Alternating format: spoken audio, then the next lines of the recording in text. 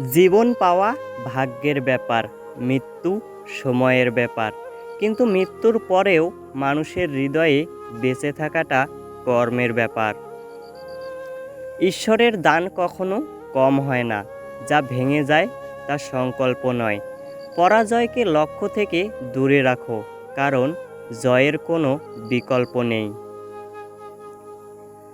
ভাগ্যবান তারা নয় যারা তাদের জীবনে সব কিছু ভালো পায়, ভাগ্যবান তারা যারা যা পায় তা ভালো করে করে নেয়।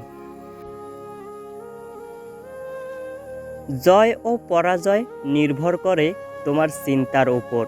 মেনে নিলে পরাজয়, আর দৃঢ় সংকল্প থাকলে জয়।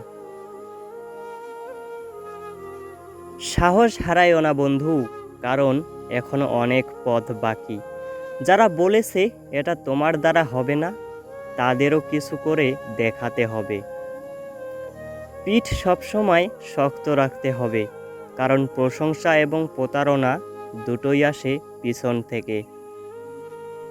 আমি সেই খেলা খেলি না যেখানে জয় ফিক্স, কারণ জেতার মজা তখনই যখন তাকে হারানোটা রিস্ক। চেতনা থাকলে সমস্যার সমাধানও মিলবে। জমি যদি অনুর্বর হয়ে যায়, সেখান থেকেও জল বের হবে।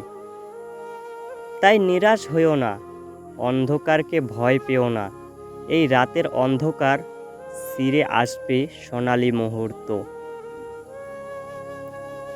তোমার যন্ত্রণাকে তোমার মোটিভেশন করো, তারপর দেখো কে তোমাকে সাকসেসফুল হতে বাধা দেয়। যারা নিজের ক্ষমতায় বিশ্বাসী, শেষে তারাই গন্তব্যে পৌঁছে যায়।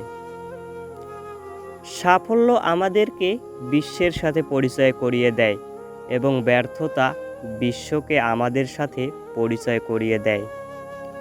সাফল্যের মূল ভিত্তি ইতিবাচক চিন্তাভাবনা এবং নিরন্তর প্রচেষ্টা। তুমি তোমার নিজের জার্নিতে যোগ দাও, অন্যথায় লোকেরা তোমাকে তাদের জার্নিতে অন্তর্ভুক্ত করবে। অন্ধকারকে ভয় পেও না, এই রাতের অন্ধকার ছিঁড়ে আসবে সোনালি মুহূর্ত। সূর্যের মতো পুড়তে হলে রোজ উঠতে হবে। হেরে যাওয়ার ভয় থাকলে কখনো জেতার আকাঙ্ক্ষা করো না। যে নিজেকে খরচ করে, দুনিয়া তাকেই গুগলে সার্চ করে। মাটির পাত্র এবং পরিবারের মূল্য কেবল তারাই বোঝে যারা তা নির্মাণ করেছে। যে ভাঙে সে কখনোই